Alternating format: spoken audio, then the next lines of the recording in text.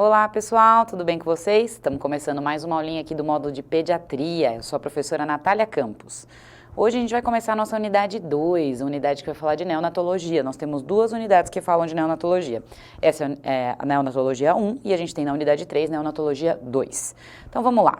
Os temas que vão ser abordados na nossa aula de hoje: triagens, teste de triagem neonatal, infecções congênitas e sepse neonatal. 3 temas bem densos, bem abrangentes. A nossa aula de hoje é um pouquinho mais longa, mas vai dar para aprender bastante coisa. Vamos lá.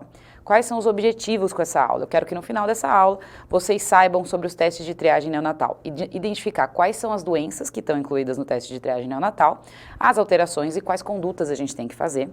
Infecções congênitas, como fazer o diagnóstico, como tratar e qual é a conduta, além do tratamento, né? Conduta de investigação e tratamento. E sepse neonatal, saber definir sepse neonatal precoce e tardia, também conduta, tratamento diante delas. Vamos começar? Então, o primeiro descritor aqui da unidade 2, hoje a gente vai falar dos testes de triagem neonatal. Isso é um assunto meio simples, assim, que cai bastante nas provas, tá? Então, vamos lá. Primeiro teste de triagem neonatal que eu vou falar hoje, bem importante, velho conhecido de todos vocês, é o teste do pezinho, né? O que é o teste do pezinho? É uma ação preventiva, né, que o governo fez para diagnosticar doenças congênitas. Que doenças que estão dentro desse teste? Eu já vou falar o nome delas, mas assim, a gente tem que pensar quais doenças devem entrar no teste do pezinho. São doenças que não têm sinais clínicos para a gente diagnosticar, a gente não vai conseguir diagnosticar rápido pela clínica do paciente. São doenças que você consegue intervir e ter uma melhora importante do prognóstico dessa criança, doenças de fácil tratamento e doenças que não têm um custo tão alto para a gente fazer essa triagem. Então, para ser incluída no teste do pezinho, as doenças têm que ter isso aí. Eu vou falar o teste que o Programa Nacional prevê, tá? Quais são as doenças que estão inclusas no Programa Nacional. Existem testes mais elaborados, outras doenças são pesquisadas, mas nesse aqui, que o Programa Nacional prevê, sai o diagnóstico de 6 doenças principais. São elas: hipotireoidismo congênito, fenilcetonúria, doença falciforme ou outras hemoglobinopatias, fibrose cística, hiperplasia adrenal congênita e deficiência de biotinidase. Repetindo: hipotireoidismo, fenilcetonúria, doenças falciformes ou outras hemoglobinopatias, fibrose cística, hiperplasia adrenal congênita e deficiência de biotinidase. Como você pode ver aqui na nossa figura do lado, a gente tem o pezinho de uma criança, a gente consegue colher com uma gota, microgota, né? Faz uma punçãozinha aqui após a asepsia, no calcanhar dele e coloca no papel de filtro, tá? O papel de filtro vai ter que ficar aí esperando mais ou menos umas 2 horas para secar. Qualquer pessoa que for bem treinada, uma técnica de enfermagem, uma enfermeira, um médico, um residente, qualquer um pode ser capaz de fazer esse exame e a gente vai conseguir investigar essas doenças. O ideal é que esse exame seja coletado entre o 3º e o 5º dia de vida, nunca coletar antes de 48 horas.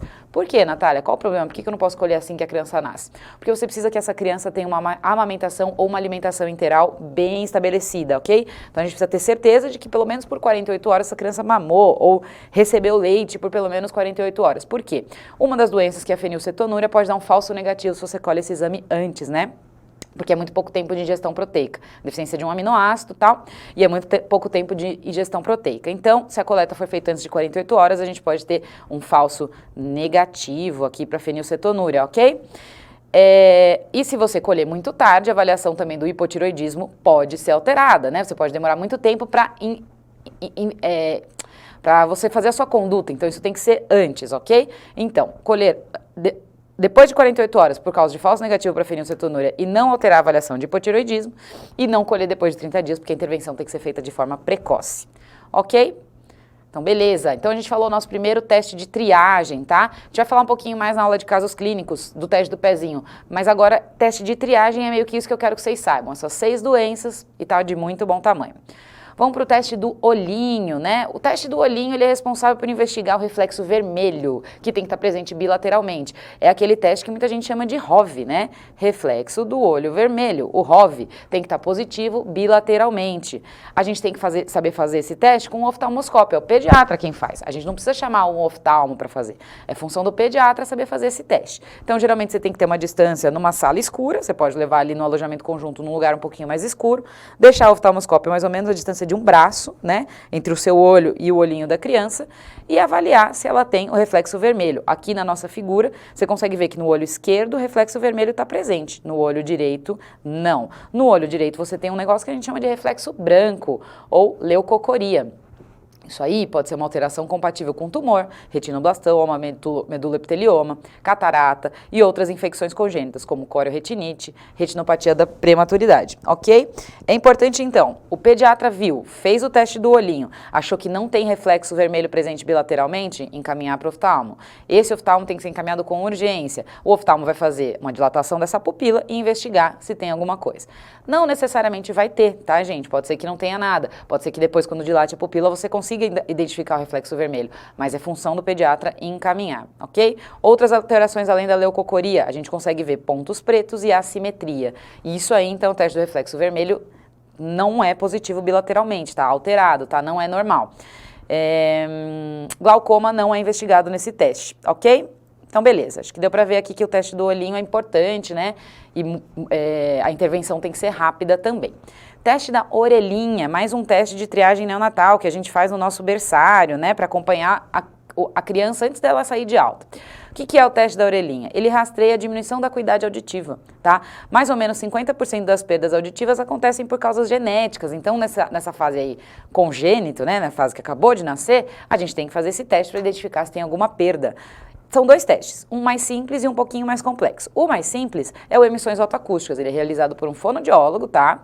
E ele chama emissões autoacústicas evocado, né? Então é EOA. É um teste rápido, não necessita que você cede a criança, é bem tranquilo de fazer, é um método tranquilo. Se tiver um resultado alterado, a gente vai repetir esse exame até os 3 meses de vida, ok? Emissões autoacústicas é o teste mais simples, que não precisa de sedação. Beleza? O outro teste que eu te falei que é um pouquinho mais complexo é o BERA, potencial auditivo do tronco encefálico. Ele é mais complexo, ele precisa que a gente coloque alguns eletrodos na criança e precisa que a gente cede ela. Então, ele está reservado para os casos que estão alterados, emissões autoacústicas alteradas. Falsos positivos podem acontecer por imaturidade do sistema nervoso central, ok? Então, a gente acaba tendo que repetir esses exames quando a criança tem o sistema nervoso central um pouco mais maduro, então, após os 4 meses de vida. Alguns fatores, como eu falei lá em cima, 50% das perdas auditivas podem ser decorrentes de causas genéticas. Existem alguns fatores perinatais que são fatores de risco também para a criança perder a audição. São eles: asfixia, história familiar de surdez congênita, infecções congênitas, hiperbilirrubinemia, meningite, hemorragia intraventricular, convulsões, espinha bífida, cromossomopatias, drogas ototóxicas, ventilação mecânica por mais do que 5 dias e peso de nascimento menor do que 1.500 gramas, ok? Então, estamos sabendo tudo aí de teste da orelhinha já, né? Foram 3 testes de triagem neonatal até agora. Teste do pezinho, teste do olhinho, teste da orelhinha. Todos eles caem em prova, tá? São testes que caem bastante, a gente precisa saber. Agora, um outro teste bem importante que eu quero falar para vocês. O teste do coraçãozinho. O que é esse teste, Natália? Que bonitinho o nome, né? O que é teste do coraçãozinho? O teste do coraçãozinho é um teste que foi feito para a gente detectar de maneira precoce as cardiopatias congênitas críticas dependentes do canal arterial, tá? Por quê? Porque a gente não pode dar alta para um paciente sem saber se ele tem uma cardiopatia ou não e ele pode morrer em casa, certo? Então, vocês sabem disso, né? A criança nasce com canal arterial. E geralmente elas têm a persistência do canal arterial que vai fechando, certo? Então, algumas cardiopatias que estão dependentes desse canal arterial aberto, quando ele fecha, a criança evolui mal, muito mal. Então, eu nunca posso dar alta para uma criança que tem uma doença dependente de canal arterial, da persistência do canal arterial, sem saber disso, né? Porque geralmente ela vai precisar ser operada, ela vai precisar ficar com uma droga que se chama Prostin, né? E vai ficar na UTI, vai ficar na UTI neonatal, até que ela seja operada, ok? Então, esse teste foi desenvolvido para que não acontecesse esse tipo de coisa. E no que ele se consiste, né? A gente chama de triagem neonatal de cardiopatia congênita crítica. Através da oximetria de pulso, a gente consegue fazer esse teste. O teste do coraçãozinho, então, é o apelido dele, todo mundo fala isso, mas o nome completo seria triagem neonatal de cardiopatia congênita crítica. Então, a ideia é medir a saturação pré e pós-ictal.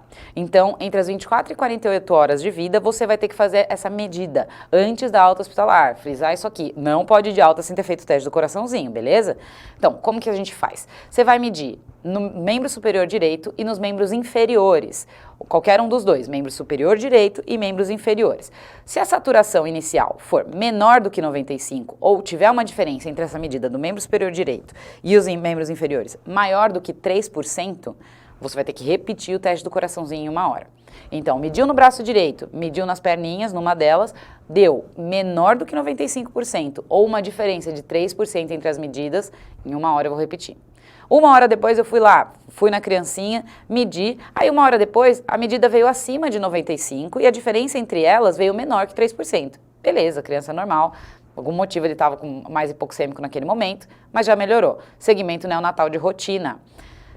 Se depois de uma hora eu fui lá e medi a criança outra vez, vai lá, a saturação deu de novo abaixo de 95% e teve uma diferença aí de mais do que 3% entre as medidas. Então, saturação de novo menor do que 95% e uma diferença maior do que 3% entre as medidas. Se isso aconteceu, pera lá, a gente já mediu depois de uma hora, essa criança não tem um coração normal. Então, você vai ter que pedir para o cardio avaliar e vai ter que fazer um ecocardio. Não dá alta até você ter certeza qual é o diagnóstico dessa criança, ok? Porque senão essa criança pode morrer em casa. Uma criança que acabou de nascer, sadia, não tinha diagnóstico pré-natal de nada, você foi o pediatra que auscultou o pulmãozinho, auscultou o coração, deu alta e a criança morre em casa. Não pode, certo? Deus me livre. Então, essa criança que o teste do coraçãozinho está alterado, ou seja, a alteração é saturação de abaixo de 95%, ou uma diferença maior do que 3% entre membro superior e membro inferior, está indicado fazer um ecocardio. Chama o cardiologista e manda fazer ecocardio, por favor, né? Beleza, lá em cima no nosso fluxograma, então, saturação acima de 95% e uma diferença menor do que 3% já de cara, que é a maioria dos nossos recém-nascidos, beleza, pode dar alta com segmento neonatal de rotina, vai passar no pronto-socorro, não, vai passar no posto de saúde, fazer a consulta dele com o pediatra normal, essa criança não tem nenhum risco aumentado, talvez ela até possa ter outras cardiopatias, mas o teste do coraçãozinho identifica as cardiopatias dependentes de canal arterial, cardiopatia congênita crítica.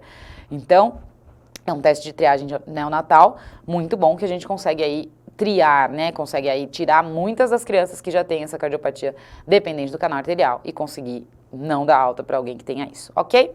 Então, beleza. Então, muito bom. Então, a gente até agora já falou de todos os do primeiro descritor, a gente falou de todos os testes de triagem neonatal mais importantes. Agora, a gente vai para o segundo descritor da nossa aula, que é um tema bem prevalente em prova. Tem gente que acha bastante difícil, não é tão simples assim, mas é uma coisa que se você ler, estudar e fazer questão, você vai marcar e você vai acertar muita questão, porque cai bastante. Eu acho que é uma das áreas da neonatologia mais prevalentes nas provas, tá? Então, infecções congênitas, unidade 2, neonatologia 1, vamos para o segundo descritor da aula de hoje. Infecções congênitas. O que são as infecções congênitas, né? São infecções transmitidas ao feto ainda no período que ele está intraútero, né? É o resultado de uma série de infecções que comete a gestante durante a fase da gestação. Então, o feto pode pegar essa infecção da mãe por via hematogênica transplacentária, ok? Geralmente, o momento da gestação em que a mãe contrai a infecção está relacionado ao maior ou menor risco, né, da transmissão e da clínica que a criança vai ter diante dessa transmissão. Quando a mãe contrai a doença no início da gestação, ela tem menos chance de passar essa doença para a criança. Então, se ela contrai no início da gestação, menos chance de passar a doença para a criança. Mas se passar, os sintomas são muito mais graves, ok? Então, início da gestação, menor transmissibilidade e maior gravidade de sinais clínicos, ok? Se a transmissão, se a contração da doença pela mãe foi no fim da gestação, ela tem muito mais chance de passar isso para a criança, mas a gravidade clínica é menor. Por quê? O feto está todo formado, né? Então, é menor a chance dela gerar grandes sequelas. Mas, muito provavelmente, ela vai passar, ok? Então, vamos falar um pouco da clínica, né, no RN, como é que ele vai estar quando ele tiver uma infecção congênita. Grande parte, a maior parte dos nossos pacientes vão estar assintomáticos. A suspeita da doença é feita porque a sorologia materna coletada no pré-natal é alterada, mas a maior parte dos nossos pacientes vão estar assintomáticos ao nascimento. Ok, e os que têm sintomas são uma minoria, como a gente já falou, e geralmente eles têm alguns achados meio inespecíficos, né? Comuns a mais de uma síndrome, tipo restrição do crescimento intraútero, hepatosplenomegalia, microcefalia, corioretinite, plaquetopenia, icterícia, exantema. Então, lembrando, a maioria vai ter esse quadro mais assintomático e uma minoria vai ter alguns achados mais inespecíficos aí. Vamos falar da nossa primeira doença de hoje. Eu quero falar sobre sífilis, né? Sífilis, que é uma doença que até hoje é um problema aí, né? Um desafio das políticas de saúde, porque embora o país esteja vivendo uma melhoria em outras doenças, em sífilis parece que a gente está aumentando em sífilis congênita. Parece que a gente está aumentando os quadros de infecção, né? Então a gente tem que tomar bastante cuidado, é um problema que o pediatra tem que tomar cuidado, é um problema que o ginecologista pensa. Então assim, é um problema de saúde pública bem importante, tá? Geralmente, alguns problemas aí, por que a gente tem tanta dificuldade? Porque o pré-natal é mal feito. Não porque o médico não tem, não porque não tenha médico, não porque o médico não queira fazer, mas porque tem muita gente engravidando na faixa de ser adolescente aí, né? Na faixa etária aí dos adolescentes. E geralmente não se cuida, não faz pré-natal. Se faz pré-natal, não faz de maneira correta, não faz o número certo de consultas. Então, realmente é uma doença aí que a gente tá tendo um certo problema para cuidar. Então, fatores epidemiológicos associados ao alto risco de contração de sífilis. Pré-natal inadequado, como eu falei, mães adolescentes, uso de drogas ilícitas e parceiros múltiplos. Daqui a pouco a gente vai ver quais são os tipos de tratamento e o que pode falhar nesse tratamento, vocês vão entender o que eu quero dizer. A transmissão pode acontecer em qualquer fase da gestação ou estágio clínico da doença materna. Qualquer fase a gente pode ter. Mas a probabilidade de ocorrer varia do tempo de exposição do feto e estágio clínico da doença. Então vamos lá. Quanto mais recente a infecção materna não tratada, maior o risco de contração da infecção. A gente fala geralmente que sífilis primária são de 70% a 100% de chance de contração, a sífilis secundária 90% e a sífilis latente ou terciária 30%, ok? Aqui no ladinho eu coloquei uma figurinha do Treponema pallidum, né, que é responsável pela disseminação da sífilis. Ele é o causador dessa nossa doença tão grave e que a gente fala tanto que é um problema de saúde pública. A gente tem também algumas estratégias para tentar prevenir a sífilis congênita, que vão atrás desses fatores de alto risco, né? Fatores epidemiológicos de alto risco.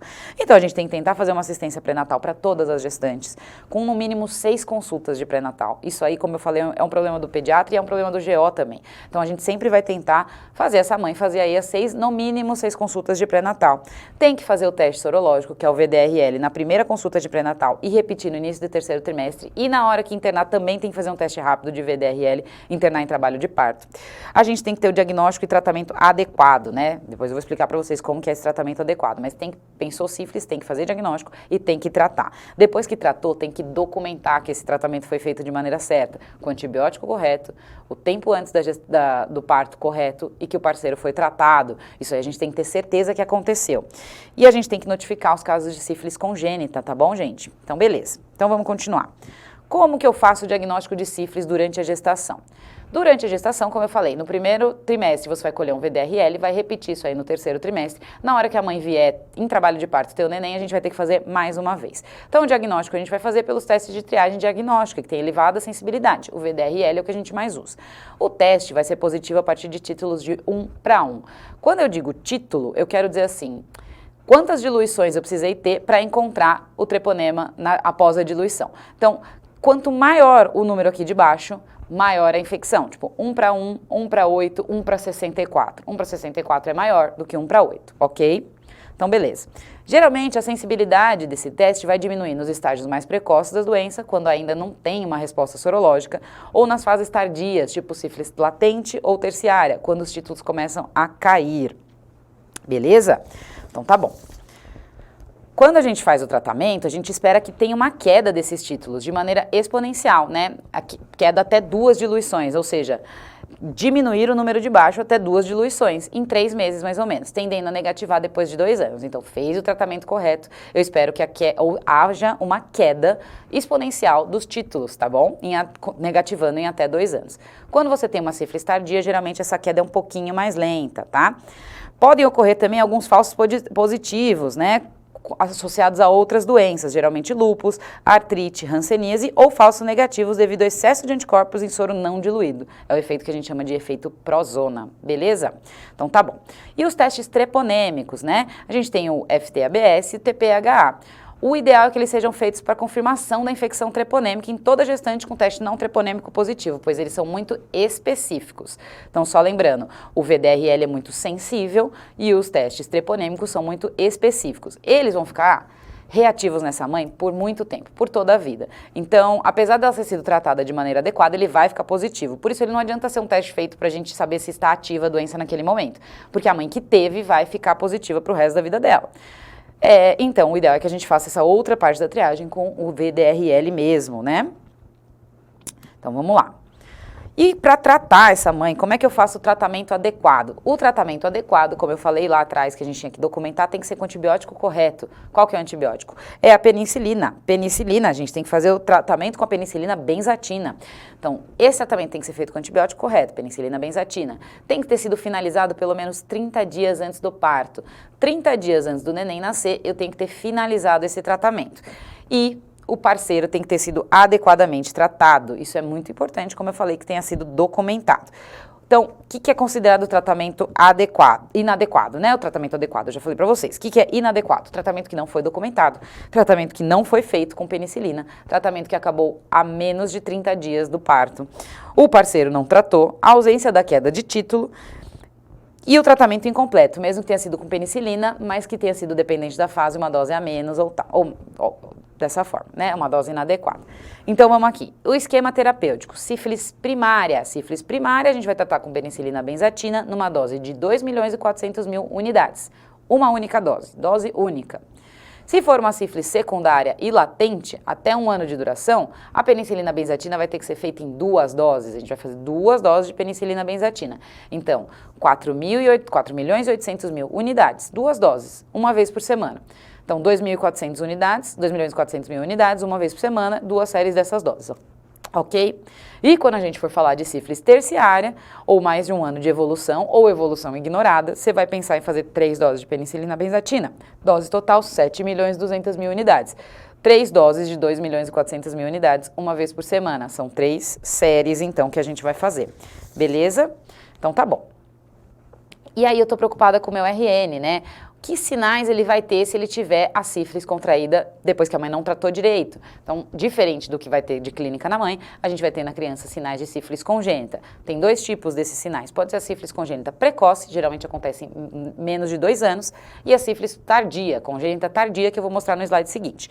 A sífilis congênita precoce, ela tem esses sinais aqui, que são retinite sifilítica, que é uma obstrução nasal intensa, mas uma secreção sero-sanguinolenta. Lesões mucosas, que a gente pode ter umas placas mucosas e condiloma plano. Essas placas são mais em língua, né, em lábios, e o condiloma plano pode ser periorificial, tipo ânus, vulva, boca, né. Temos também as lesões cutâneas, que é aquele exantema maculopapular, acobreado, muito comum, e também bolhoso.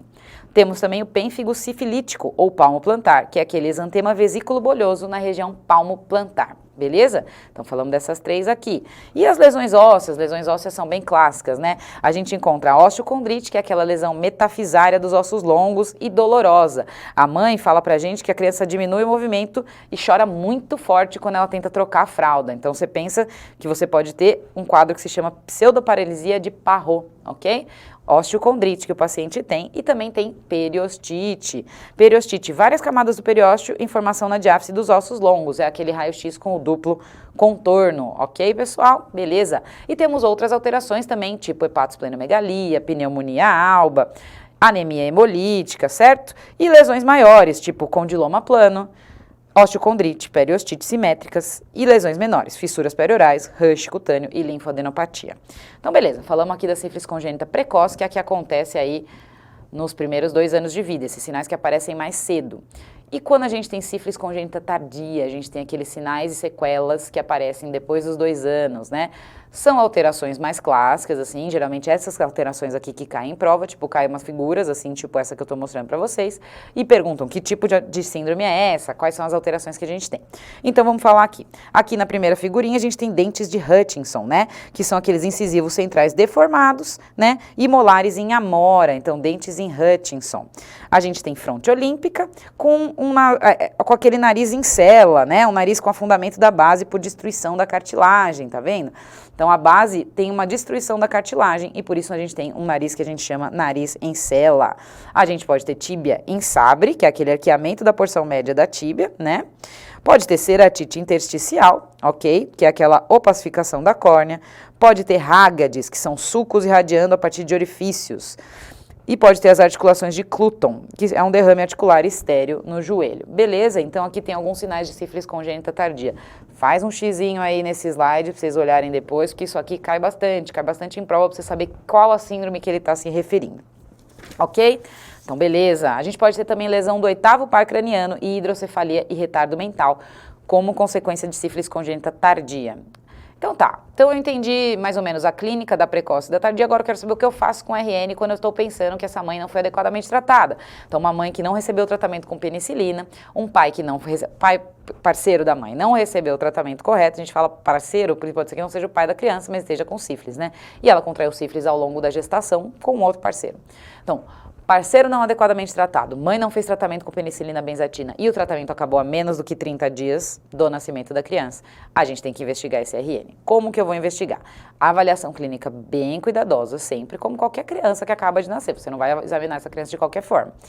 Você tem que colher um VDRL do sangue periférico da criança, sempre periférico, não é pra gente colher do cordão, porque pode dar um falso positivo ou falso negativo, né? Então a gente tem que colher sangue periférico. Todos os RNs que a mãe apresentar um VDRL de reagente na gestação, no parto ou na suspeita clínica de sífilis, fazer a coleta de VDRL do sangue periférico desse paciente. Então, o título da criança tem que ser 4 vezes superior ao título materno para a gente considerar positivo. Então, tem que ter 4 vezes mais título do que o da mãe para a gente considerar como positivo. Além do VDRL, a gente vai colher também um hemograma desse paciente. Alterações do hemograma são um pouco mais inespecíficas, podem estar frequentes em outras doenças, mas são elas: anemia, plaquetopenia, leucocitose ou leucopenia. Tem que colher líquor dessa criança, tá, gente? Então, VDRL, hemograma, tem que colher líquor, não dá para escapar. Geralmente, o líquor dessa criança, a gente pensa em colher para excluir o diagnóstico de neurosífilis.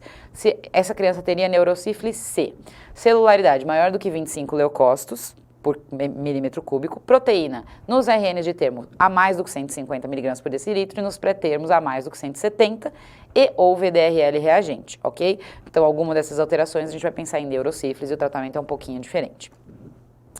Beleza, então já falei 3 exames. Quarto exame, raio-x de ossos longos. O raio-x de ossos longos vai procurar algumas alterações radiológicas, como a gente falou nos slides anteriores, tipo osteocondrite, periostite, que é aquela duplo contorno, né, e osteomielite. A gente tem também esse sinal de Wimberger, que é um sinal radiológico característico, evidenciado pela destruição da metáfise proximal da tíbia.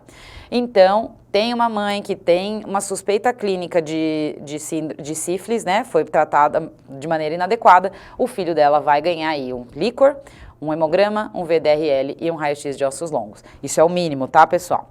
Então, beleza. Então, o que eu tenho que fazer? Pensou, tratamento da mãe não foi feito adequadamente, a gente coleta todos os exames do RN. Todos os RNs de mãe de sífilis não tratada adequadamente vai precisar receber esses exames, né? Sempre que a gente tiver alguma alteração, em qualquer um desses exames, você vai tratar com penicilina. Cristalina? Ainda não. Você só vai tratar com penicilina cristalina se o líquor estiver alterado. Então, me segue aqui nesse algoritmo. Mãe com sífilis não tratada ou inadequadamente tratada, o RN é assintomático, ainda assim ele vai ganhar os exames, certo? Ele vai ganhar raio-x de ossos longos, hemograma, VDRL e punção lombar. Algum desses exames os exames vieram normais e VDRL negativo? Beleza, vai tratar aqui esse tratamento A3. A gente já vai ver aqui do lado, o tratamento A3 é penicilina benzatina e M, dose única de 50 unidades por quilo. É obrigatório segmento ambulatorial, sendo impossível garantir que o acompanhamento do RN seja feito, sem garantir que a mãe vai voltar no ambulatório, o RN deverá ser tratado segundo o esquema A1. A gente já volta no esquema A1, então volta aqui. Então a gente está seguindo esse ladinho aqui do nosso fluxograma. RN é assintomático, fez os exames, raio-x, líquor, hemograma e VDRL. O líquor dele veio alterado. Suspeita de neurosífilis, a gente vai tratar com penicilina cristalina, segundo o esquema A2. Esquema A2, penicilina cristalina, 50 unidades por quilo, dose EV de 12 em 12 horas nos primeiros 7 dias de vida. E de 8 em 8 horas após 7 dias de vida durante 10 dias. Repetindo, hein? Isso aqui eu quero que vocês marquem. Esquema A2. Penicilina cristalina, 50 unidades por quilo, dose EV de 12 em 12 horas nos primeiros 7 dias de vida e de 8 em 8 horas após os 7 dias de vida. Você vai ter que tratar por 10 dias. Beleza? Então, voltando aqui.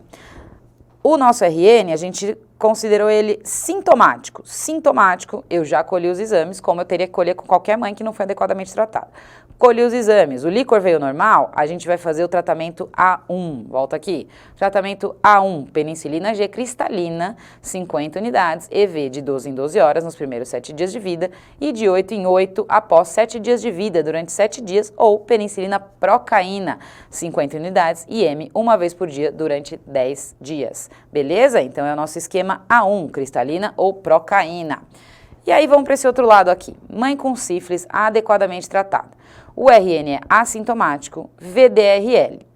Compara com o materno. É negativo, segmento, ou tratar com a penicilina. Você pode só seguir ou tratar. O VDRL materno é maior, o VDRL da criança é maior do que o materno, vai colher os exames, líquor, punção, A2, penicilina cristalina. VDRL é maior que o materno, colher os exames, exames alterados, mas com líquor normal, esquema A1, penicilina cristalina ou procaína. E o VDRL é menor que o materno, você vai colher os exames, exames normais, líquor normal, penicilina benzatina. Falta só aqui então, mãe adequadamente tratada, RN é sintomático, colher os exames, que são raio-x, VDRL, líquor e hemograma. Se o líquor for normal, esquema A1. Se o líquor for alterado, pensar em neurosífilis, esquema A2, que é o da penicilina cristalina. Então, voltando aqui, esquema de tratamento no período neonatal. Vou falar para vocês todos os esquemas de novo. Esquema A1, penicilina cristalina, 50 unidades por quilo por dose, EV de 12 em 12 horas nos primeiros 7 dias de vida e de 8 em 8 horas após o 7º dia de vida até completar 10 dias. Ou penicilina procaína, 50 mil unidades por quilo por dose, uma vez IM, uma vez por dia por 10 dias. O esquema A2, penicilina cristalina, que é quando o líquor está positivo, EV de 12 em 12 horas, nos primeiros 7 dias de vida, de 8 em 8 após 7 dias de vida, durante os 10 primeiros dias de vida. Esquema A3, penicilina benzatina, IM, dose única de 50 mil unidades por quilo, sendo obrigatório o segmento ambulatorial. Sendo impossível garantir que o paciente vai fazer esse acompanhamento, você vai ter que tratar ele segundo o esquema A1, ok? E o C1, que é o segmento clínico ambulatorial, na impossibilidade de segmento, tratar com uma penicilina benzatina dose única.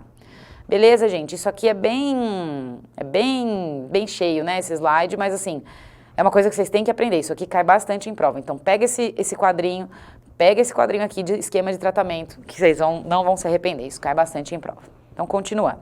O acompanhamento clínico da sífilis, né? Como é que a gente vai fazer esse acompanhamento clínico? Consultas mensais até o 6º mês e bimensais do 6º ao 12º mês. De 6 meses até 1 ano, consultas bimensais.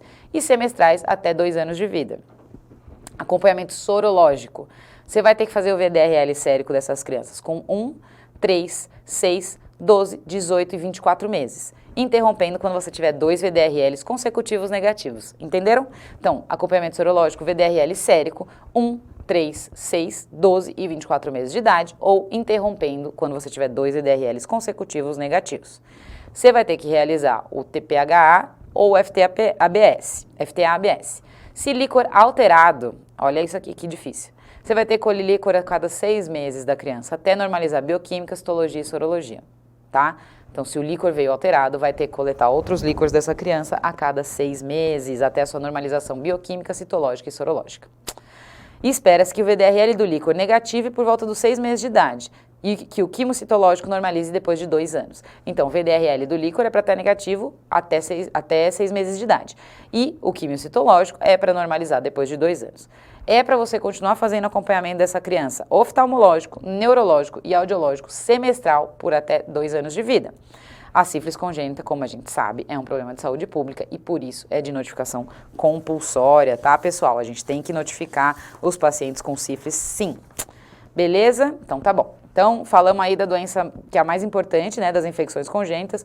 Vamos falar agora de toxoplasmose, é uma doença também bastante importante e que tem um impacto aí bastante importante na vida dessas crianças. Então, a toxoplasmose é uma infecção durante a vida uterina, como as outras infecções congênitas, ocorre principalmente quando a mãe adquire infecção aguda durante a gestação, podendo eventualmente resultar de uma infecção latente reativada em casos de gestantes imunodeficientes. A reinfecção nas mulheres imunocompetentes é muito rara, é muito difícil, tá? Quanto menor a idade gestacional que a gestante é infectada, menor é a probabilidade de transmissão, mas mais graves são os sintomas. Então, quanto mais cedo ela infectar, menor a probabilidade de transmissão, mas se a criança pegar, mais graves vão ser os sintomas. Geralmente, a gente fala que nas primeiras 4 semanas tem o risco de 1% de contração. No restante do primeiro trimestre, esse risco aumenta para 17%. Segundo trimestre, risco de 45% de transmissão. Terceiro trimestre, risco de 65%. Últimas semanas, o risco é de 90%, ok? 90% de transmissão se adquirir a doença nas últimas semanas. O primeiro trimestre, geralmente, é maior risco de lesões graves, como a gente tinha falado. Menor transmissão no começo da gravidez, mas se transmite, as manifestações clínicas vão ser mais graves. E se for no terceiro trimestre, lesões leves ou ausentes, ok? Maior transmissão, mais lesões leves ou ausentes. 50 a 85% dos RNs cujas mães se infectaram durante a gravidez não apresentaram manifestação clínica ao nascer. O restante pode expressar a doença sobre vários níveis de gravidade, em diferentes momentos da vida, tá? Quando a gente fala de prevenção de toxoplasmose, por que a gente colocou a foto desse gatinho aí, né? Porque geralmente a gente tem essa orientação de não comer carne crua, né? O cozimento da carne deve ser adequado, não comer carne crua, lavar as frutas e verduras, usar luvas para jardinagem e evitar contato com cama e fezes de gato, tá bom? Porque pode ter transmissão da doença. Então, importante deixar bem claro para essas mães, não pode comer carne crua durante a gestação, né? Lavar fruta e verdura, usar luva de jardinagem e não ter contato com cama ou fezes de gato, beleza, pessoal? Então, vamos avaliar de maneira complementar a sorologia dessas mães. Como que eu faço essa avaliação? Você tem que colher IgM e IgG no começo da gestação e uma outra opção é você fazer o teste de avidez. Quando você tem um IgG já alterado, você vai fazer o teste de avidez para IgG. O que pode acontecer durante a gestação? Então, são suscetíveis aqueles que têm IgM e IgG no começo da gestação. Nunca tiveram toxo, ok? Soroconversão é quando você tem mudança, né? Quando uma coisa que era negativa vira positiva. Então, geralmente você pode ter soroconversão ou aumento dos títulos de avidez durante a infecção aguda. Aumento não, desculpa, o índice de avidez de IgG vai estar baixo. Então, vamos lá. IgM, geralmente ela surge em 5 dias e permanece elevado aí por semanas ou meses. A IgG aumenta em 1 ou 2 semanas depois da infecção. Você faz o teste de avidez para você saber se essa infecção é recente ou não. Teste de avidez de IgG alto, ou seja, maior do que 60%, indica uma infecção mais antiga. Então, vamos lá. Tenho IgG e IgM positivo. Vou fazer o teste de avidez para IgG. Se o teste de avidez para IgG vier alto, quer dizer que a infecção é antiga. Ela aconteceu há mais de 3 meses. Teste de avidez maior do que 60%, teste de avidez alto. Infecção há mais de 3 meses. Se IgG e IgM positivos, eu faço o teste de avidez para IgG e esse teste veio baixo, abaixo de 30%, você vai pensar em infecção recente. Então, ela aconteceu há menos do que 3 meses. Se ela aconteceu há menos do que 3 meses, é uma infecção recente. Beleza? Beleza. E como é que eu faço a avaliação desse feto? Você vai ter que pensar, se tem IgG baixa, né? Foi uma infecção recente, teste de avidez baixo, você vai pensar numa infecção recente, você tem que avaliar o feto. Como que você faz essa avaliação? Ultrassom obstétrico seriado, para você investigar alterações nessa criança, como hidrocefalia, calcificações cerebrais e hepáticas, hepatoesplenomegalia e ascite. E uma outra opção é a amniocentese, para identificar o DNA do toxoplasma no líquido amniótico por PCR. Vamos falar um pouquinho do tratamento da gestante e do RN. No momento que você faz o diagnóstico, né, você consegue garantir que essa criança teve, né, você tem risco de contração, a mãe está com toxoplasmose, foi contraída durante a gravidez, o que você pode fazer por essa mãe? Você pode dar espiramicina, que diminui o risco de infecção fetal. Se o feto não for acometido, espiramicina. Se você tem infecção documentada no feto, você tem que tratar com sulfadiazina, pirimetamina e ácido folínico, alterando com espiramicina a cada 3 semanas. Beleza? Depois a gente vai falar um pouco mais de tratamento, mas só para já dar um gancho. Agora, manifestações clínicas da toxoplasmose. Cerca de 60% dos casos vão ser sem manifestações, vão ser uma infecção subclínica, né? Meio que assintomáticos.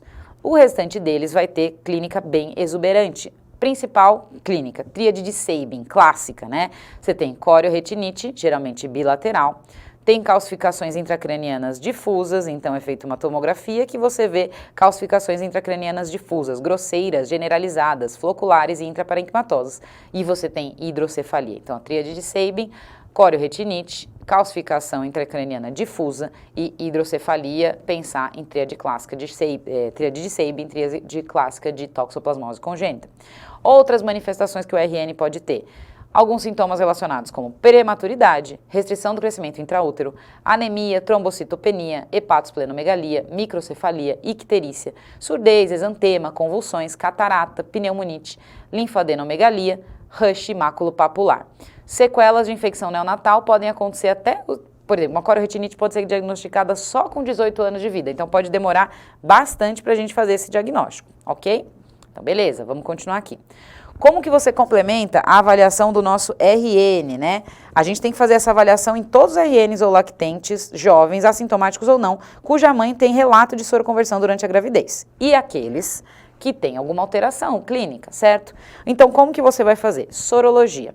Você vai colher sorologia dessa criança. Presença de IgM, presença de títulos de IgG 4 ou mais vezes maiores que os títulos maternos vão indicar infecção. Então, pesquisar com sorologia IgM e IgG.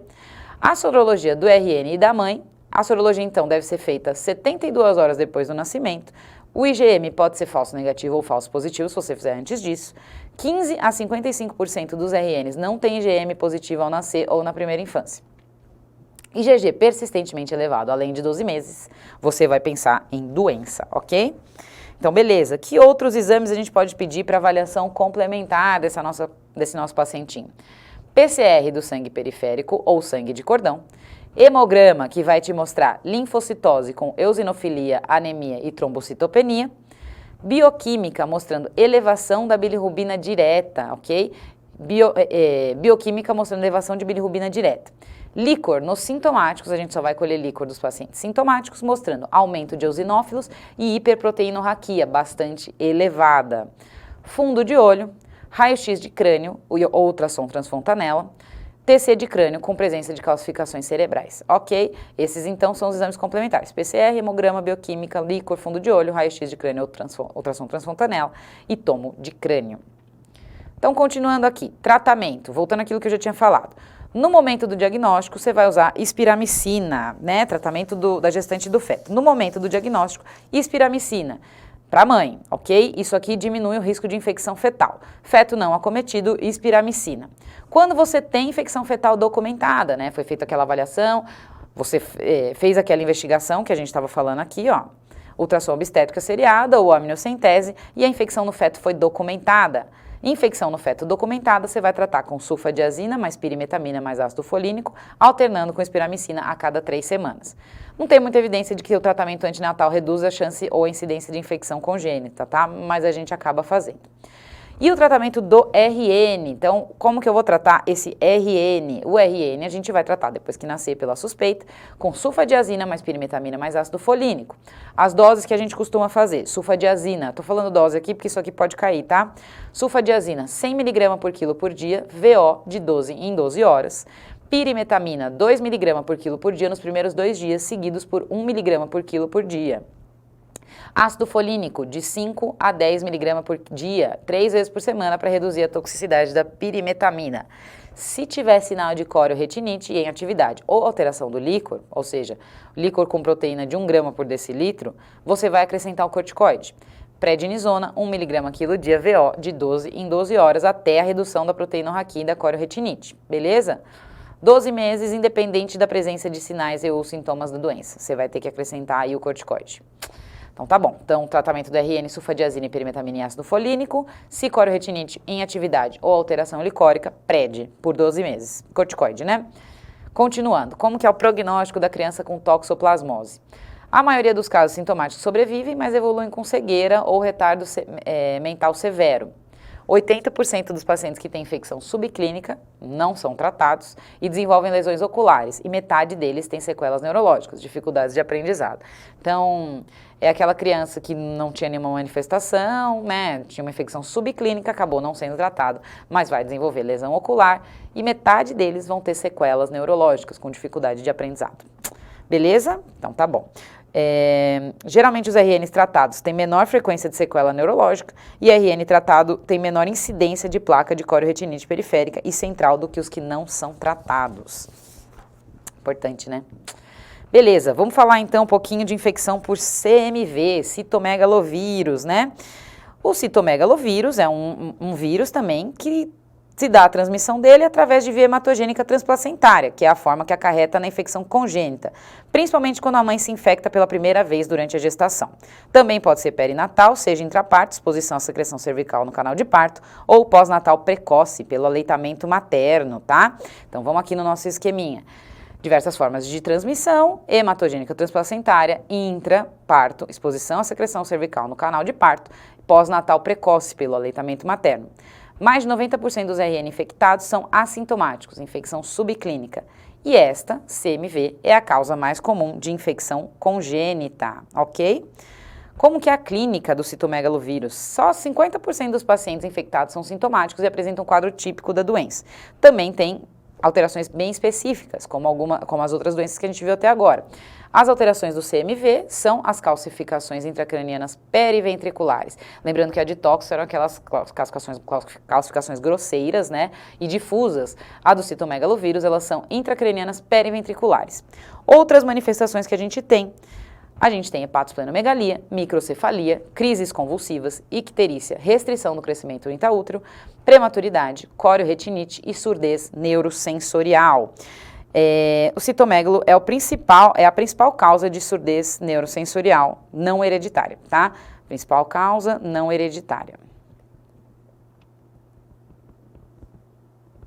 Como é que a gente faz a investigação complementar do CMV, né? O que a gente continua investigando? Além das manifestações clínicas, né, dos sinais e sintomas, a gente consegue fazer pesquisa de PCR e CMV na urina durante as 3 primeiras semanas de vida. Então, pesquisa de CMV na urina ou em outra amostra, tipo sangue também, durante 3 primeiras semanas de vida. A gente tem que fazer fundo de olho e a gente tem que fazer ultrassom transfontanela ou tomo de crânio, olha elas aparecendo aqui de novo. Você vai encontrar aquelas calcificações periventriculares, né, intracranianas periventriculares. No ultrassom transfontanela ou na tomo de crânio a gente vê também uma dilatação ventricular, ok? E o tratamento a gente sabe que é feito com o ganciclovir. O ganciclovir é feito 6 mg quilo dose de 12 em 12 horas por 6 semanas. Tratamento EV, ganciclovir, 6 mg quilo por dose de 12 em 12 horas por 6 semanas. Beleza? Então tá bom. Então vamos aí para nossa última infecção congênita do dia, que é a síndrome da rubéola congênita. Síndrome de rubéola congênita tem como manifestações clínicas catarata congênita, surdez, cardiopatia, geralmente é PCA com estenose pulmonar, e microcefalia. Então aqui a gente tem uma fotinho, né? Catarata congênita, que tem aquele reflexo vermelho alterado, a gente falou no começo da nossa aula o quanto é importante pesquisar, certo? Então, reflexo congênito alterado, reflexo vermelho alterado, ou ausente, surdez bilateral ou isolada, cardiopatia congênita, sendo a PCA a mais prevalente, estenose pulmonar, e outras alterações, manifestações, né, que são prematuridade, restrição do crescimento intraútero, hepatosplenomegalia, icterícia, plaquetopenia, com petequias e púrpura, anemia e microcefalia. A gente já falou desse tipo de alteração em quase todas, né, as nossas infecções congênitas. O risco de transmissão da rubéola congênita é alto no início e no fim da gestação, 2 picos. Risco alto no primeiro trimestre, diminui no segundo e volta a aumentar nas últimas semanas. A infecção materna ocorrida nas primeiras 8 ou 12 semanas de gestação é que está associada aos quadros mais graves. Beleza, e tem como eu tratar a síndrome da rubéola congênita? Não, infelizmente não. Não há tratamento específico. Geralmente a gente faz um acompanhamento multidisciplinar para manejo das sequelas e cuidados com a transmissão por 1 ano.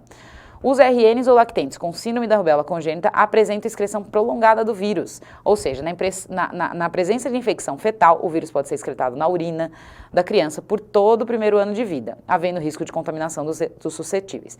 Síndrome da rubéola congênita precisa ser notificada. Só lembrando, síndrome da rubéola congênita é diferente do quadro de rubéola, né, que é um quadro muito mais tranquilo, que a gente chama de sombra do sarampo, né? Então, síndrome da rubéola congênita é muitíssimo mais grave. O síndrome da rubéola é uma doença exantemática, nem chama síndrome da rubéola. Rubéola é uma doença exantemática, chamada de terceira doença também, em que a gente tem um exantema maculopapular mais frusto que o do sarampo. Geralmente você tem febre, linfadenopatia retroauricular e você tem exantema maculopapular, também chamado de sombra do sarampo, como eu falei, nem perto de ser tão grave como a síndrome da rubéola congênita. Beleza até aqui, pessoal? Só lembrando que síndrome de rubéola congênita tem que ser notificada, tá? Tem que ser notificada. Então vamos lá, só um apanhado do que a gente viu na nossa aula de hoje. Manifestações específicas de cada uma delas. Sífilis, rinite serossanguinolenta, pênfigo palmo plantar, condiloma plano, osteocondrite, periostite. Toxoplasmose, as calcificações intracranianas são difusas. E no citomegalovírus, as calcificações são periventriculares. E rubéola, a gente tem cardiopatia congênita, a gente tem essa tríade que a gente falou aqui, catarata congênita, surdez, cardiopatia congênita, pode ter também microcefalia. Então tenta gravar esse quadrinho aqui, que isso aqui você vai resolver muita questão. Sífilis, retinite, serossanguinolenta, pênfigo, palmo plantar, condiloma plano, osteocondrite, periostite. Toxo, calcificação intracraniana difusa, citomegalo, periventricular, são as calcificações periventriculares. E a rubéola, cardiopatia congênita. Isso aqui eu acho que é bem importante de você pegar dessa aula de síndromes com infecções congênitas, tá? Então, beleza, vamos aí para o último descritor da nossa aula de hoje. A gente vai falar agora de sepse neonatal, outro tema muitíssimo importante, tá, pessoal? A gente tem que saber bastante falar sobre sepse neonatal. Então, unidade 2, neonatologia 1, sepse neonatal. Eu vou usar esse fluxograma aqui só para ver o que vocês sabem, tá? RN tem sinais de sepse? Sim, então a gente vai fazer uma triagem laboratorial completa. Não tem, mas tem corioamnionitis materna? Sim, você vai coletar 2 hemoculturas. Não tem sinais de corioamnionitis materna. A mãe, com indicação de profilaxia para o estrepto grupo hemolítico do grupo B, vide as indicações que a gente vai falar depois, não, cuidados de rotina. Sim, mãe recebeu penicilina, ampicilina ou cefazolina em menos de 24 horas? Sim, observar. A mãe não recebeu RN com idade gestacional menor de 37 semanas, pré-termo, né? Então, pré-termo menos do que 37, até 36 e 6 dias. De 37 a 41 semanas e 6 dias, termo. Acima de 42 semanas, pós-termo. Então, o RN é pré-termo? Não, observa. Se é pré-termo, sim, coleta 2 hemoculturas e observa por 48 horas. Beleza, fluxograma complexo, né? No final dessa aula você vai saber isso aí com o pé nas costas. Vamos lá. Sepse neonatal. Então, o que a gente sabe de sepse neonatal? Sepse neonatal, a gente tem que saber se a mãe recebeu uma profilaxia antibiótica intraparto adequada para a prevenção do S-betab, ou do streptogalate, ou do streptobeta hemolítico do grupo B, de início precoce. Quais são as indicações para a gente fazer a profilaxia intraparto para essa mãe? E lembre-se sempre, GO e neonatologia andam muito juntos, né? A gente tem que, talvez questões que eu vou falar aqui, vocês vão ajudar vocês a resolver as questões de provas de GO. Então vamos lá. Quando fazer a profilaxia antibiótica intraparto para prevenção da doença por S-betab ou por streptobeta hemolítico do grupo B ou streptogalate? Quando que a gente tem que fazer? Indicações. Doença evasiva do strepto grupo B no filho anterior. O filho anterior dessa mãe teve uma sepse por strepto grupo B. Então você tem indicação de fazer profilaxia antibiótica intraparto na mãe. Bacteriúria por strepto grupo B durante o 3º trimestre da gestação atual, indicado, tá indicado fazer. Triagem vaginal retal. Isso aqui a gente chama de pesquisa, né? É assim que a gente faz essa pesquisa. A triagem vaginal retal com 35, 37 semanas positiva durante a gestação atual. Foi feita a pesquisa e está positiva. Isso é indicação de profilaxia intraparto. Estado de cultura para o strepto hemolítico do grupo B desconhecido, não realizado, incompleta ou resultado desconhecido no início do trabalho de parto e qualquer um dos seguintes fatores. Parto com menos de 37 semanas de gestação, ou seja, prematuro, bolsa rota a mais do que 18 horas, temperatura materna acima de 38 durante o parto. Então, quais são as indicações? Tenta deixar isso bem guardadinho na sua cabeça. Quando que eu tenho que fazer antibiótico para essa mãe? Doença invasiva por strepto grupo B no filho anterior. Bacteriúria por strepto grupo B positiva durante a gestação atual, no 3º em qualquer trimestre. Triagem entre 35 e 37 semanas, pesquisando strepto do grupo B nessa mãe positiva, nessa gestação. Estado de cultura desconhecido, não foi feita a triagem, ou o resultado não foi encontrado. No início do parto, em qualquer um dos seguintes fatores. Parto com menos de 37 semanas, ou seja, RN pré-termo, ruptura de membranas maior do que 18 horas, temperatura materna intraparto maior do que 38 graus. A profilaxia antibiótica não está indicada nas circunstâncias aqui, ó, da bacteriúria, se o parto for cesárea realizado antes do início do trabalho de parto, em uma mulher com membranas amnióticas intactas. Então, assim, a bacteriúria por strepto do grupo B durante a gestação no 1º trimestre da gravidez atual é positiva, mas a gente vai fazer um parto cesárea, a mãe não entrou em trabalho de parto e não teve bolsa rota, então você não precisa fazer a profilaxia. E aqui, volta para esse item, a triagem vaginal retal 35, 37 semanas é positiva durante a gestação atual. Se há suspeita de corioamnionitis, há antibiótico de amplo espectro, que inclui agente sabidamente ativo contra o grupo B, deve substituir a profilaxia. Então, se você tem suspeita de corioamnionitis, você não vai fazer profilaxia, você vai fazer antibiótico terapia mesmo. Então, beleza, slide complexo, né? Mas assim, a gente vai decorar isso aí e vai acertar bastante questão. Quando você não precisa fazer A profilaxia. A profilaxia não está indicada quando você tem colonização por estrepto do grupo B durante a gestação anterior. É colonização, mas não foi infecção, né? Doença grave no filho anterior. Bacteriúria por EGB durante a gestação prévia. Na prévia não tem por que fazer, eu quero saber nessa. Triagem para EGB negativa durante a gestação atual, independente dos fatores de risco intraparto. Se a gente tem a triagem com 35 a 37 semanas negativa, não tem por que você pensar em fazer. Parto cesáreo realizado antes do início do trabalho de parto em uma mulher com membranas amnióticas intactas, independente do estado de colonização por EGB ou idade gestacional, tá? Então aqui ele já me explica por que eu não faria naquele item do slide anterior. Parto cesárea, não entrou em trabalho de parto, não rompeu a membrana, não tem por que eu fazer a profilaxia. Beleza. As infecções, quando a gente vai chamar... Então, tudo isso que eu discuti para você é de sepse neonatal. Quando eu quero falar o que é sepse neonatal precoce, eu vou dividir nessa aula em sepse neonatal precoce e sepse neonatal tardia. Quando eu quiser te falar de sepse neonatal precoce, eu vou falar que são as sepses ou sinais de sepse ou sinais de infecção neonatal que surgiram nas primeiras 48 horas de vida desse paciente. Então, paciente que começou a ter sinal de sepse nas primeiras 48 horas de vida, eu vou chamar de sepse neonatal precoce.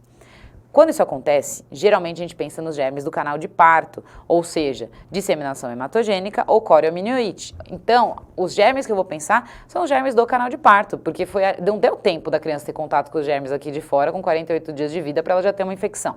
Então, se ela tem uma infecção em menos de 48 horas de vida, eu vou pensar em infecção neonatal precoce, sepse neonatal precoce, e vou pensar em germes do canal de parto. Quem são os germes do canal de parto? Estrepto beta hemolítico do grupo B, a gente está falando dele desde o comecinho dessa aula, né? Então é também chamado de Strepto agalacti, ele é o principal agente. Outros agentes que a gente tem também, os gram-negativos entéricos, E. coli, enterococos e Listeria monocytogenes, que é mais raro.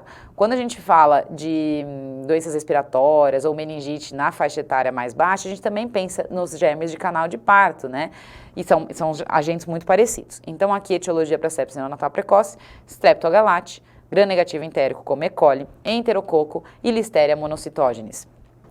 A sepse neonatal, como a gente falou, está relacionada, precoce, né? Está relacionada aos fatores maternos, gestacionais e periparto. Geralmente os sinais são de comprometimento sistêmico, quando identificável é o agente, quando identificável é oriundo do trato genital materno. Então, canais de parto, como a gente já falou.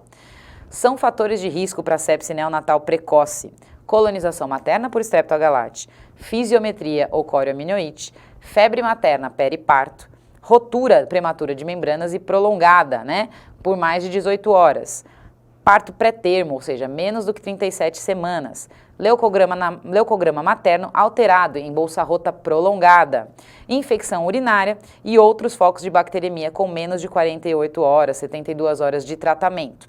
Gestação múltipla. Então, tudo isso aqui é fator de risco para sepse neonatal precoce, beleza? Então, continuando. Como que é o quadro clínico, né? O quadro clínico geralmente é multissistêmico, com ou sem localização. Você pode ter uma pneumonia, você pode ter uma meningite. Então é um quadro clínico multissistêmico. Geralmente é representado por sinais inespecíficos e vagos. Quais são esses sinais? Instabilidade térmica, tipo hipo ou hipertermia, desconforto respiratório, hipoatividade, letargia, recusa alimentar, hiperglicemia, apneia, hepatomegalia, coloração cutânea alterada, alteração de perfusão cutânea, com uma perfusão mais lentificada, bradicardia, taquicardia, sinais de sepse, né? Instabilidade hemodinâmica, choque ou hipotensão, distúrbios hemorrágicos, sintomas gastrointestinais, como vômitos, resíduos gástricos, distensão abdominal. Como que eu faço a investigação laboratorial? Como é que eu vou fazer a parte laboratorial da investigação desse paciente? Geralmente a gente costuma colher um hemograma. Esse hemograma você vai ver, pode ver leucostose ou leucopenia, neutrofilia ou neutropenia, elevação dos neutrófilos imaturos. Em neonatologia a gente costuma fazer uma coisa que é calcular a relação imaturos sobre totais, imaturos sobre segmentados. Se essa relação der um número superior a 0,3, a gente considera como uma alteração importante para a sepse, tá? Algumas alterações degenerativas dos neutrófilos, com vacuolização e granulização tóxica. Plaquetopenia, geralmente maior ainda do que 150 mil. O hemograma pode estar alterado nas primeiras 72 horas pelas influências perinatais. E alterações encontradas podem ou não estar relacionadas ao quadro infeccioso. A importância do hemograma se deve pelo elevado valor preditivo negativo. PCR a gente usa muito em neonatologia, nas idades mais altas, né, nas crianças com maior idade, pré-escolar, escolar, ou mesmo nos lactentes, a gente para de usar o PCR, ele não é tão evidente, não é tão tão valorizado. Mas nessa fase, o PCR tem um valor elevado, um elevado valor preditivo negativo. Geralmente a gente curva o PCR em neonatologia, né? Então ele deve ser colhido em 2 momentos. Se normal na triagem, você repete ele em 24 horas. Se alterado na triagem, repite e coleta após 24 ou 48 horas para avaliar a manutenção ou não do tratamento de acordo com a evolução clínica. Primeiro, o PCR pode estar alterado por eventos peripartos, por isso que a gente faz essa curva. O PCR costuma aumentar com 24 horas de evolução da infecção.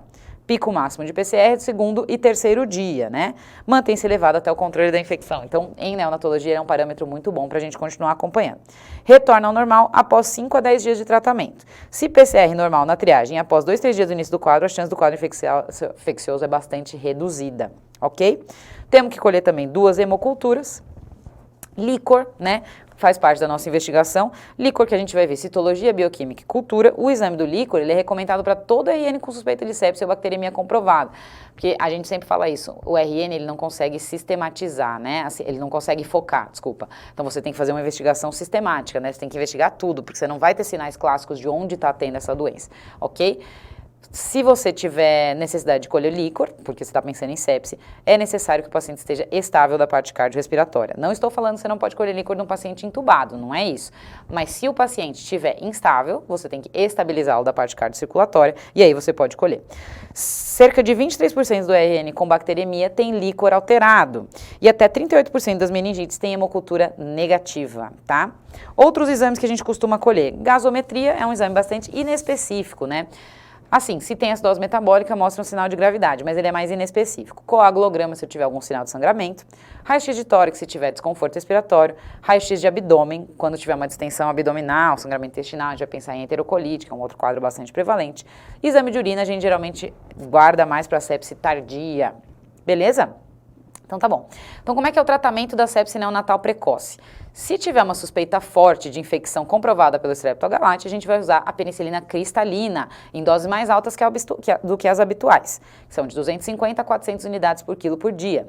Listeriose é benéfica à associação de AMP e amica, devido ao sinergismo desses 2 antibióticos, mas lembra que é raro, né, a sepse neonatal precoce por listéria.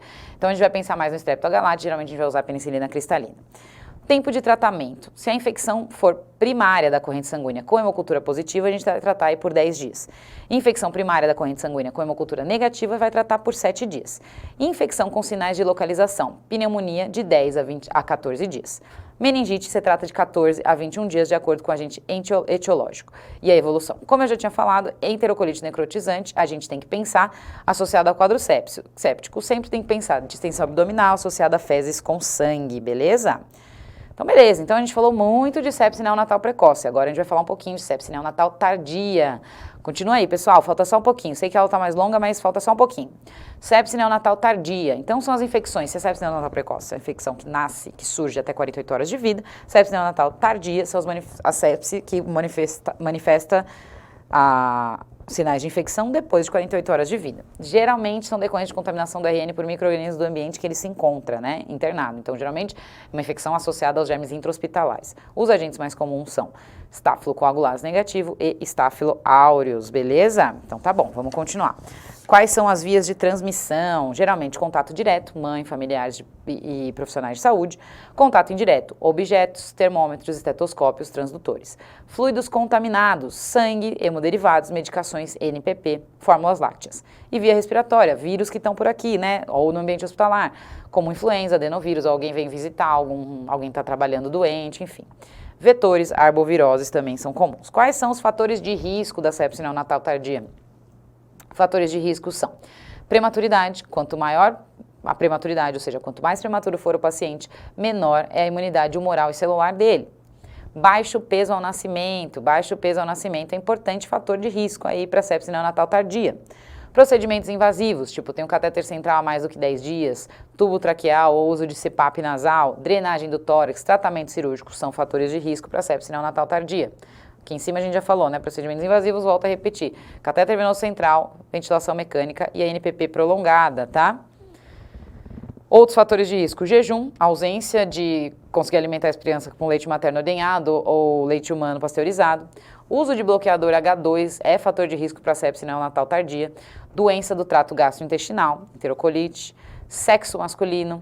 Uso prolongado de antibióticos ou uso indiscriminado de antibiótico pode levar a sepse. Você vê que coisa, né? Tipo, às vezes a gente acha, não, é melhor tratar, é melhor usar antibiótico. Não, o uso prolongado pode favorecer a manifestação de sepse neonatal tardia. Tratamento desnecessário com antibiótico, emergência de bactérias multiresistentes. É isso que ele quer dizer com essa informação aqui. Uso empírico de antibiótico por tempo maior do que 5 dias aumenta da ocorrência de enterocolite, certo? Quadro clínico da sepse neonatal tardia. Então, você tem uma queda do estado geral, uma apatia, letargia, hipoatividade, desconforto respiratório, apneia, sintomas gastrointestinais, resíduo alimentar, vômitos, distensão abdominal, choque, hipotensão e sangramento, beleza? Exames complementares, hemograma completo, razão dos neutrófilos imaturos subtotais, a gente pode pesquisar e vai dar superior a 0,3, geralmente na sepse tardia. Como a gente falou, hemogramas tem que pesquisar leucocitose, leucopenia, se o número de neutrófilos está adequado ou não, e continuar nessa investigação. A razão dos imaturos subtotais é um exame bem importante para a gente. Alterações degenerativas nos neutrófilos com vacuolização ou granulização tóxica, plaquetopenia, geralmente acima de 150. O PCR, como eu falei, no RN a gente usa, tanto na sepse neonatal quanto na tardia, quanto na precoce. Na tardia a gente também vai colher ele em 2 momentos, né? Se na triagem estiver normal, repetir em 24 horas. Se tiver alterado, coleta depois de 24 a 48 horas e avalia se o tratamento está sendo efetivo ou não. Geralmente na sepse ele melhora depois que você está tratando corretamente e o pico máximo de PCR é entre o 2º e o 3º dia. Geralmente está aumentado com 24 horas de evolução da infecção, ok? Se PCR normal na triagem e após 2, 3 dias do início do quadro, a chance de quadro infeccioso é bastante reduzida. Lembrando então, PCR tem um valor preditivo negativo elevado, ok? Líquor e hemocultura a gente costuma colher também, e aqui na sepse tardia a gente faz a cultura da urina, a urocultura, né? Geralmente a gente fala de fazer a punção com sondagem vesical ou suprapúbica. É recomendado especialmente na investigação de infecções do aparecimento mais tardio mesmo, certo? Geralmente sem dispositivos invasivos. A amostra colhida com saco coletor a gente só vai valorizar se ela estiver negativa, tá? Então nessa fase não tem controle esfincteriano, não pense em jato médio, não existe essa possibilidade. Saco coletor, se vier positiva, não dá para você valorizar, se vier negativa, ok. Geralmente a gente vai falar então para fazer sondagem vesical de alívio ou de demora ou punção suprapúbica. Outros exames mais inespecíficos, gasometria, coagulograma, raio-x de tórax, raio-x de abdômen. Sítios principais de infecção. Infecção primária da corrente sanguínea com confirmação laboratorial, sepse clínica, pneumonia e meningite. Tratamento das infecções tardias, tratamento da sepse neonatal tardia. Então vai ser norteado pelo agente. Se na sepse precoce a gente usa penicilina porque a gente está tratando o Streptogalate, aqui a gente está tratando o Staphylo aureus e o Staphylo epidermidis. Então, iniciar o tratamento empírico com oxa e amica até o resultado das culturas e antibiograma, optando pela manutenção ou não do esquema inicial.